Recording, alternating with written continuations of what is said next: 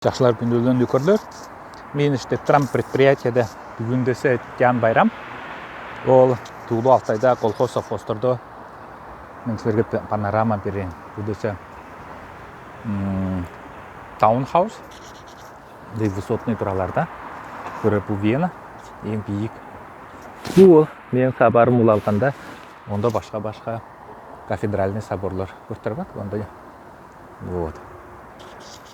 Ярашчы ма? Көрө бумди соолум. Бул анда международный центр города Вены. Онда Уно Сити. ООН-ның представительствосы. Ну вот. Мен силерге толуу соолундар айтып берейин. Бул предприятияда мындай байрам. Ол колхоз совхоздорго день баразды, окончание посевной, окончание уборочной, вот тугай иштер болор. Мен бул предприятияда шофер болуп иштеп турам. Вот, мен оштон муркап жатырмын. Башка коллектив.